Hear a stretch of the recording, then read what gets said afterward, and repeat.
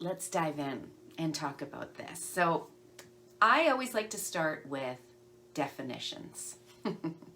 Right? Let's get on the same page about what we're talking about here. Passion, purpose, profession. So what is passion?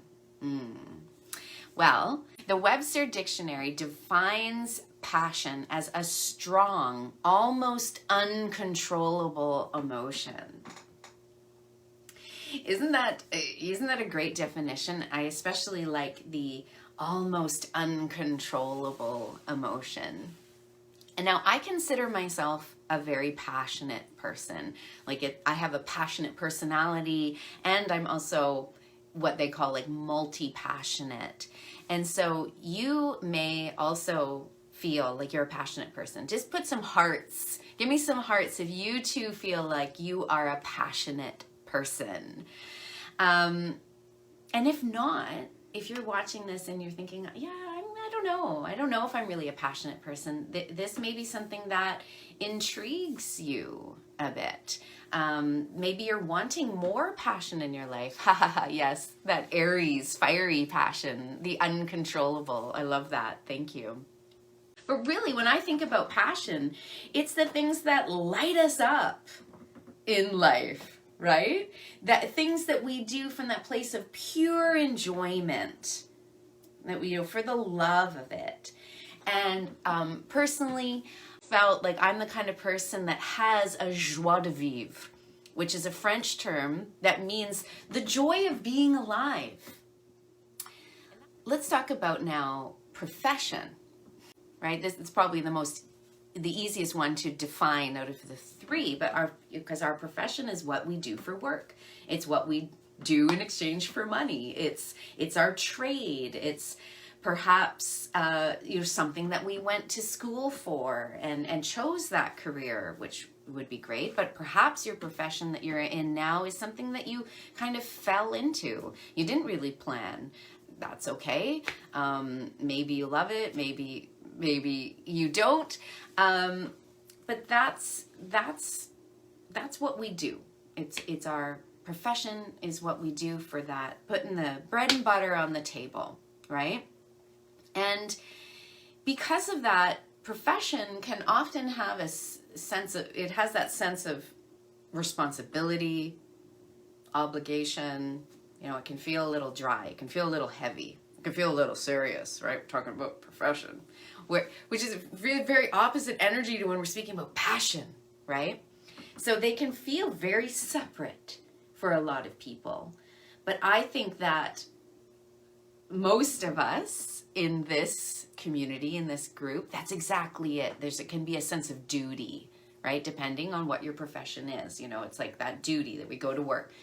But knowing you, like I do, even if we don't really know each other, you're in this community, you're likely trying to bring your profession closer to your passion and vice versa. And so that brings us to purpose, or the soul purpose.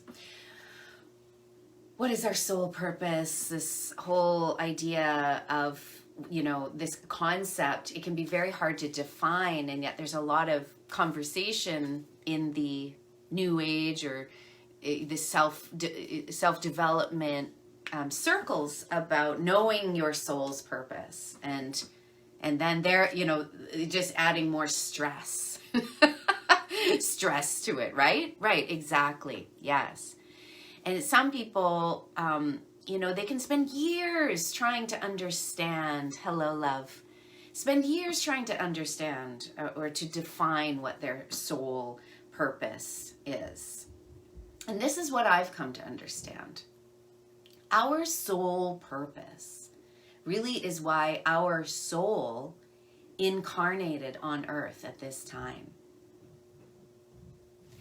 And I know that can sound big and heavy, like, no pressure or anything. It's only just why your soul incarnated on earth at this time. But so hear me out. Our purpose is that unique mission that your soul is here to do. And it really is a deeper calling that often stems from our passions, right? That's where it can come from. And where do our passions come from? They come from our innate gifts, our own wisdom, our ancestral gifts, right? Our ancestral wisdom. The other thing with our purpose is that it can also stem from our wounds. It can come from our trauma, whether in this lifetime or inherited trauma, right? Generational trauma. And that's something that not everyone looks at in terms of their purpose, is how it can come into being from our difficult life lessons. So that might add something new into your awareness when you're thinking about that. It's not just the good stuff, right? It's not just the strengths and the talents and the skills and the gifts. Our purpose can encompass all of it, right? It's that whole wounds to wisdom idea, right? So how do we find the sacred intersection of all three, right? How do we find it? Well, first of all, I think you want to decide if that's even a goal of yours. And to know that that is a place of power, right? Creative power. Like I love to define, what is power, right? That we can go into a whole other definition around that. But being in our creative power, our authentic, loving power, another term that's used a lot in, in my circles and in these spaces, like our sovereign power. What does that mean? What's sovereignty? What is it to be in our sovereign power? Well, it is being in the awareness and the embodiment of creative power rather than manipulative power, rather than abusive power, rather than oppressive power. Authentic, sovereign, creative power that we all possess, that it's all our birthright, allows us to be in that power of choice and to be in the taking full radical responsibility for our reality. And not only our own reality, but how we are influencing the reality of our environment and the reality of those that we're closest to, right? Accepting that role as co-creator. That's sovereignty. So it really does come from an understanding of our own truth. All these things do, right? It comes from deep inner reflection, all of this. And I want to say too that some people think like, oh, if I could only figure it out, then I would arrive finally at this intersection of my passion, purpose, and profession, and then that's it. I'm done. Like, then I've arrived. I'm there. But it's not just one thing. Our purpose doesn't always look like the thing we think it's going to look like. And that's really key, that our mind in many ways is not our ally in this exploration. We can't figure it out just mentally. It's a very intuitive and more of a emotional feeling exploration. So because our mind will keep us in perpetual seeking. Our mind will keep us in perpetual seeking, cause us to doubt, and tends to overcomplicate things, right? Anyone else? Just give me some thumbs up. Does anyone else feel like their mind tends to overcomplicate things sometimes, right? When we're busy, we're trying to figure something out, right? We don't want to overcomplicate, because this exploration and discovery, ultimate discovery, is very much from our heart knowing. It's from our own innate wisdom. But if you are wanting to understand and to be able to define your soul's purpose, it's often a lot simpler than we want to make it out to be. Again, the mind wanting to overcomplicate it and make it something that it's not. Let the simplicity of your heart knowing, your heart wisdom, speak to you in this place. Because when we talk about our soul purpose, and this is also where language and the English language is interesting, because perhaps that's where we think it is. We're talking about soul, S-O-U-L, not S-O-L-E, as in singular, solo, that there's only one soul purpose. Maybe it's not just one soul purpose, right? I have a lot of fun with language and, kind of getting into that. So liberate yourself from that. It's not just one soul purpose, S-O-L-E. It's a very dynamic and evolving soul purpose, okay? So I'll put that into the mix. And it's simpler than that. Our soul, the language of our soul is simple and doesn't want these big grand things. So your soul purpose could be that you're here to share and receive unconditional love. Your soul's purpose could be all about unconditional love and experiencing that with people. Yeah.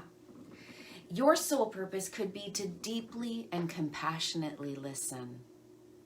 That's your soul purpose. You are a great listener. To others, maybe your soul purpose is to teach or to guide. You know that, you feel that in your soul. You're here to teach, that's your calling.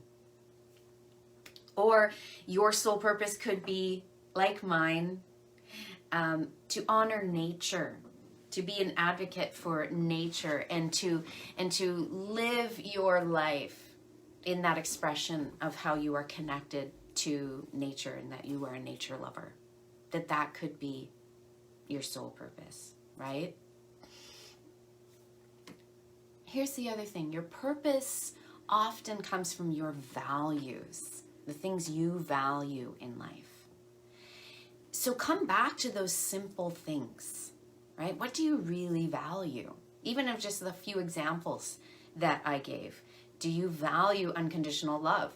Do you value learning, teaching? Do you value nature? Do you value, whatever it is? So here's a little exercise, right? I promised that I'd give you a little exercise, give you some questions that you can journal on or you can take into meditation if you're wanting to further explore this, okay? This idea of what is my purpose, my soul's purpose.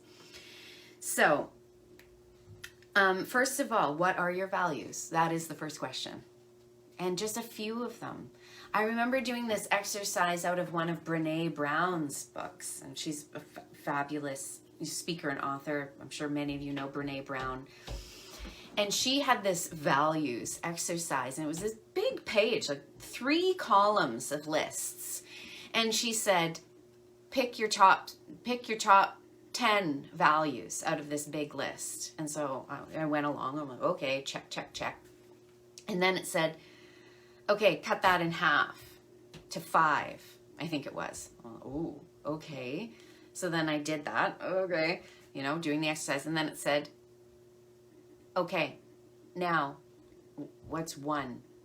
Like just your top value. She said you can't really have too many values because they end up competing with each other in a way, but also then you start to feel how they are combined and what is your your top value. So I'm not going to get you to narrow it down to just 1, but what are your values? That's the first question, okay, that you can take into your meditation or you can journal on if you're wanting to explore this. The second question is, what lights you up?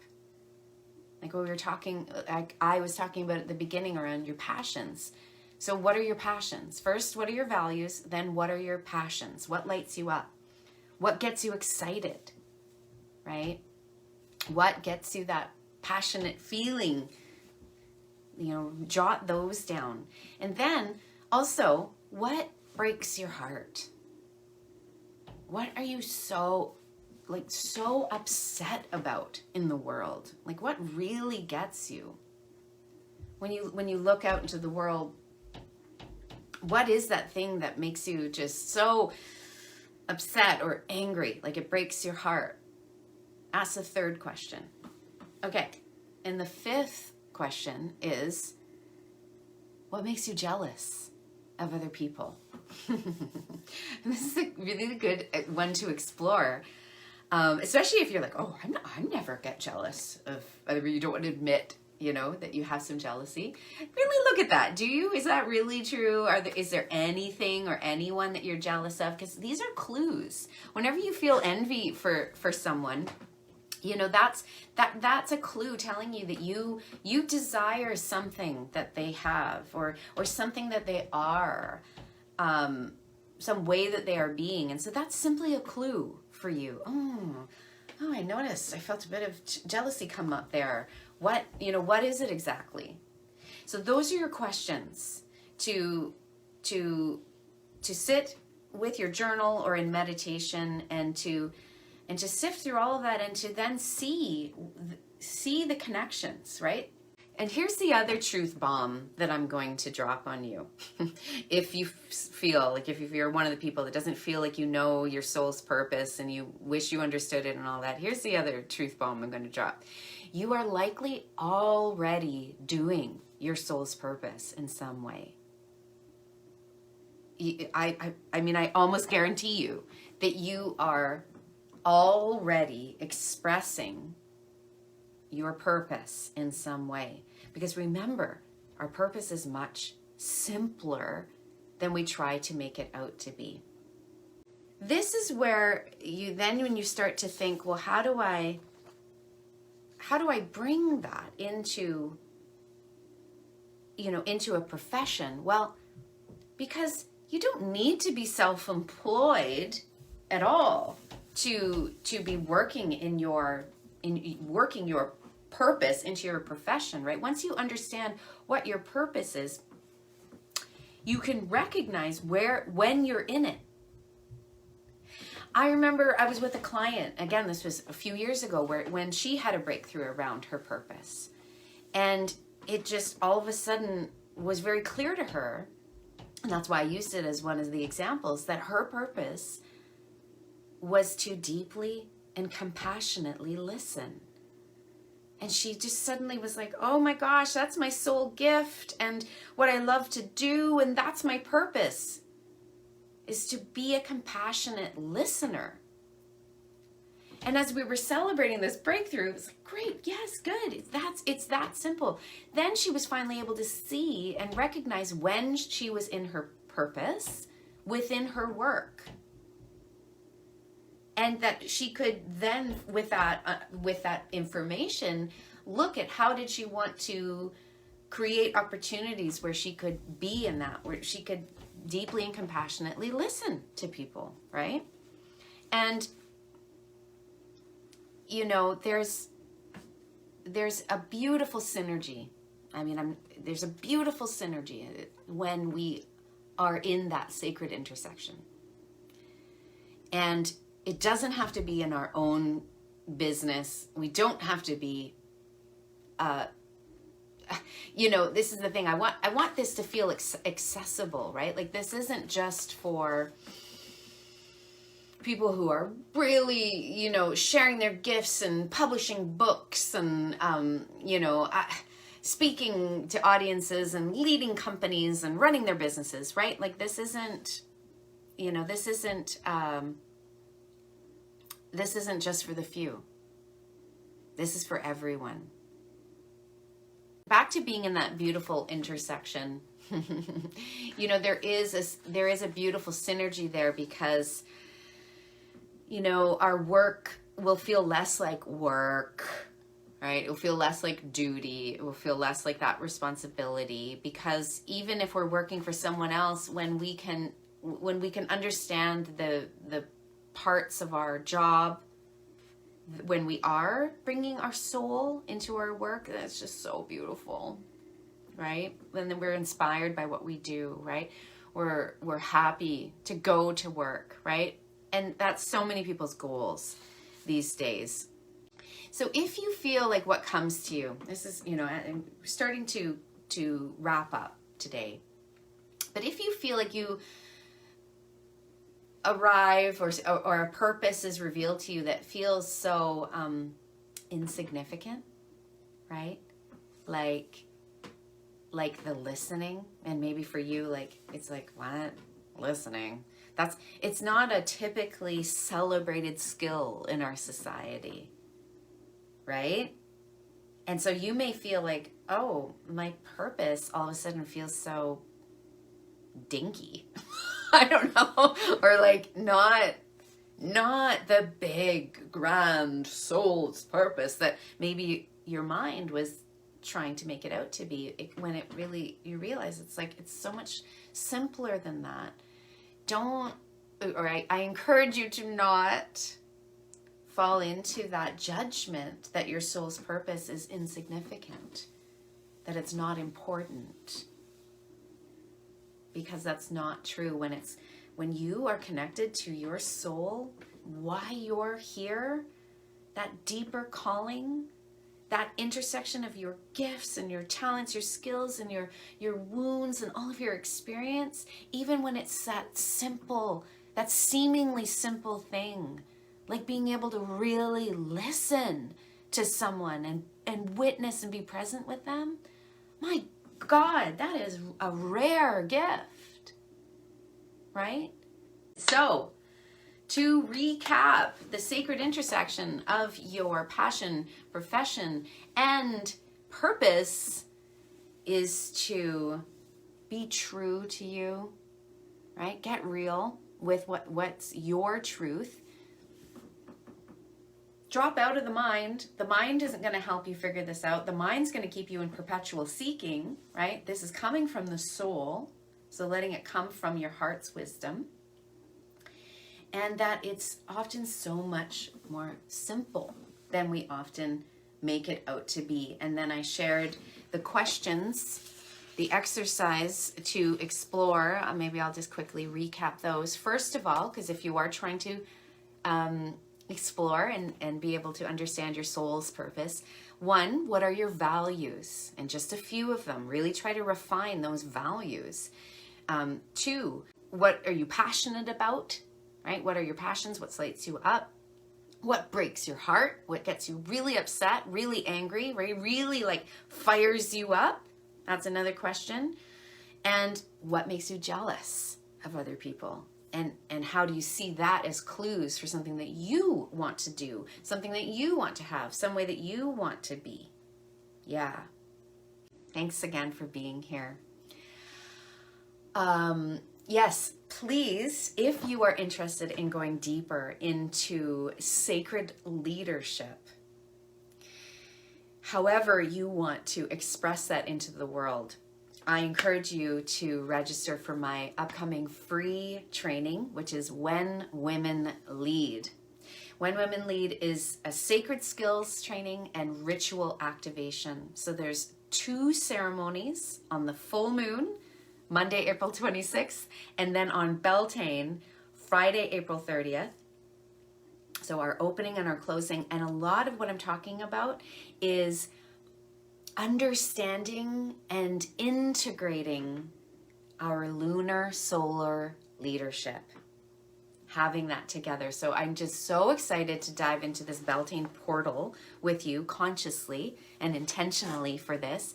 Tuesday and Wednesday, you get pre-recorded trainings emailed to you.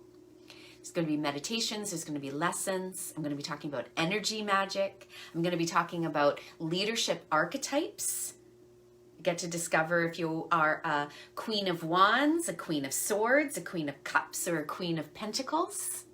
And then on the Thursday, there's an open group coaching call and Q&A. So I've designed this 5-day offering, this event, to maximize training, ceremony, and support for you, to really have some insights and some breakthroughs, and to leave with really clear action steps in your own in your own being about how you want to grow your business, or the next steps for you in your leadership. And if you are at the point where you already know that you want to be leading group programs, group events, you already are leading group programs, group events, retreats, masterminds, and you're looking to increase your skills and confidence as a group leader, doors are now open for Sacred Facilitators. And there's 3 different options for you to join. You can, I'm really excited about the Sister Mind level. That's 6 months of sacred business coaching and training with me. You can add on one-on-one coaching as well in the VIP level. There's only room for 12 women. There's only room for 12 women in the Sister Mind. Yeah, doors are open. I would love, love, love to see you in that training. We already have such a wonderful, vibrant community of sacred facilitators in the private group. And we really kick off in May. So reach out to me if you have any questions. And thank you so much for being here.